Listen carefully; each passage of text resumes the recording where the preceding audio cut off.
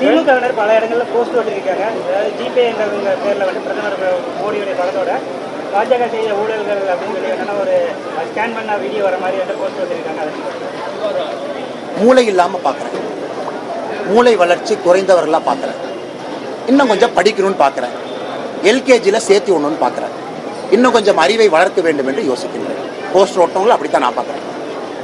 ஊழலுக்கு எதிராக வந்து பேசுறீங்க, ஆனால் அவங்க கூட்டணியில் இருந்தால் ஓடி அமமுக டிடி விஜயநகரன், ஓபிஎஸ், அதுக்கப்புறம் அன்புமணி ராமதாஸ் இந்த மாதிரி ஊழல் புகார் இருக்கு. இது வந்து ஊழல் எதிர்ப்பு பின்னடைவாக இருக்காது. பின்னடைவாக இருக்காதுண்ணா. மக்களுக்கு தெரியும் யார் ஊழல் யார் ஊழல்வாதிகள் மக்களுக்கு தெரியும். இவங்க ஊழல் அது உங்களுக்கு விட்டுறேன். நீங்கள் போய் டெலிகாஸ்ட் பண்ணுங்க, ஸ்ட்ரிங் ஆப்ரேஷன் பண்ணுங்க, 80 ரூபாய்க்கு டிவி சேனல் நடத்துறீங்க, 2 லட்ச ரூபாய்க்கு கேமரா வச்சுருக்கீங்க, உங்கள் வேலையை நீங்கள் செய்யுங்களேன். நீங்கள் டிவியில் போடுங்க, மக்கள் பார்க்கணும். அதுக்கு அண்ணாமலை எல்லாத்துக்கும் ஸ்போக்ஸ் பர்சனாக பேசணும்.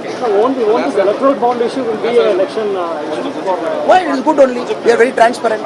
What is wrong in it? What is wrong in it? Whichever party willfully they donated, it is all in the public eyes now. So what is there to hide? Why will it be a setback? BJP have taken almost 60% of the electoral bonus. If they like BJP, they are giving to BJP. If there is a TV channel which is number 1 TRP, can I go and shoot down that journalist? You are from ANI. Your rival is PTI. There are this many channels. One channel is number 1. Can I go and kill them? Which channel people like, people watch. Which party people like, people donate. So can I go and put the gun to the editor's head and say, you are number 1, I am going to kill you. Please don't run a channel. So your answer is like that logic.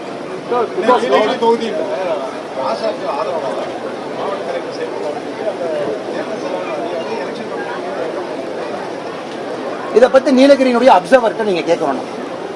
ஏன்னா assistant returning officer வந்து மாவட்ட collector மீது சில புகார்களை வச்சிருக்கிறாங்க. அது பொதுவெளியில் அந்த கடிதத்தை பார்க்கணும்.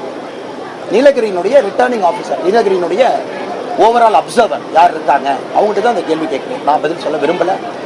அது நீலகிரியில் என்ன நடக்குது அப்படிங்கிறதான் காட்டுது. தமிழ்நாடு முழுவதுமே எந்த அளவுக்கு அரசியல்வாதிகளுடைய ஆதிக்கம், ஆளுங்கட்சி அரசியல்வாதிகளுடைய ஆதிக்கம் இருக்கிறது அது காட்டுது.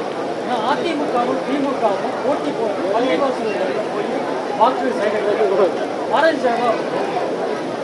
எதுக்கு போட்டி போடணும் அவங்களோட? சரி, நாங்க எதுக்கு அவங்க செய்யறது நாங்க செய்யணும்?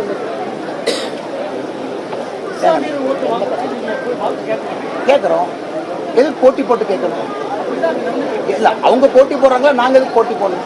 நாங்க எப்படி வாக்கு கேட்கணுமோ அந்த மாதிரி நாங்க கேட்கிறோம்.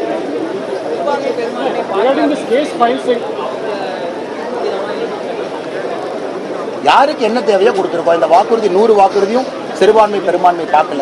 கோயம்புத்தூருக்கு மெட்ரோ ரயில் வருது, நீங்க எல்லாரும் சொல்லாம இந்து மட்டும் தான் ஏறலான்னு?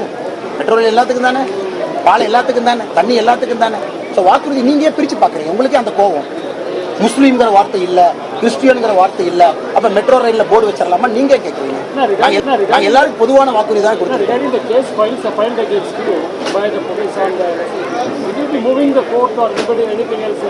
Why will I move the court? Why will I move the court? Correct, they will investigate, they will throw the case away. Why, sir? Why should I waste the High Court's time? High Court is busy with so many things. Why should I go and clutter the High Court's time? I have read you the law. Now police has to produce a document to show after 10 o'clock I campaigned seeking votes. Then let them produce. I sit in the office, I go in the public after 10. Does it mean the candidate should not go anywhere? Because you are that afraid? Is the state police missionary that succumbed to DMK? Are they that afraid of Annamale? Annamale should not even leave the room, lock him inside the room and house so that he should not campaign. Are they that desperate for victory? Do you see this case has been filed out of some pressure on you? How do you see, sir? I also don't see anything. I see some officer who doesn't know the law, who is doing it under DMK's pressure. அண்ணே ஒன்னா அடிச்சதா வழக்கு போட்டிருக்காங்களே, நான் அடிச்சதா இவன புதுசு புதுசாக அதுக்கு பதில் சொல்லல.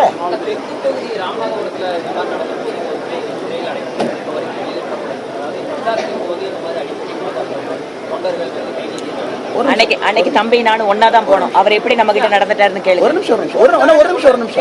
நிமிஷம் கேள்வி மறுபடியும் கேட்ட கேள்வி அப்படியே கேளுங்க.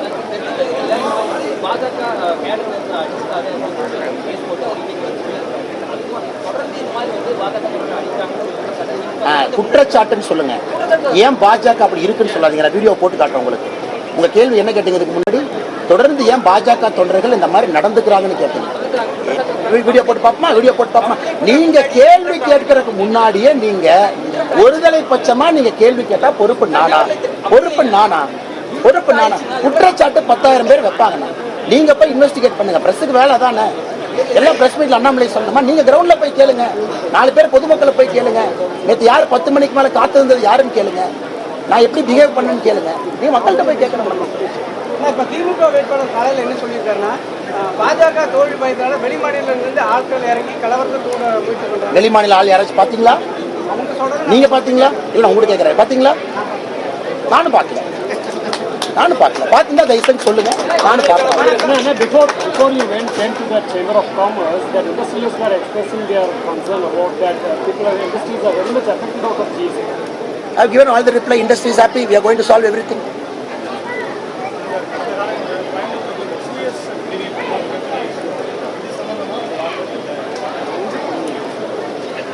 We will audit everything, Anna. கொடுத்திருக்க மேனிஃபெஸ்டோல நீர் மேலாண்மைக்குன்னு தனியா ஒரு இது கொடுத்திருக்கு.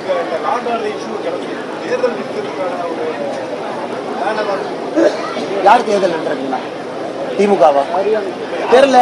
திமுக தோல்வி பயம் என்ன வேணாலும் செய்வாங்க. எங்களை பொறுத்தவரை தேர்தல் நடத்தப்பட வேண்டும், சரியான நேரத்தில் நடத்தப்பட வேண்டும், 19ஆம் தேதி நடத்தப்பட வேண்டும்.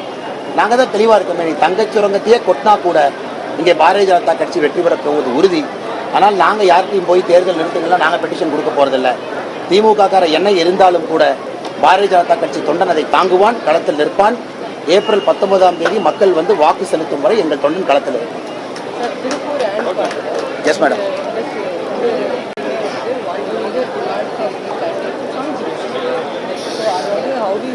You should have watched my speech in the Chamber of Commerce today. And today morning I had a meeting with the small scale all associations there, micro, small and medium. And there we have spoken.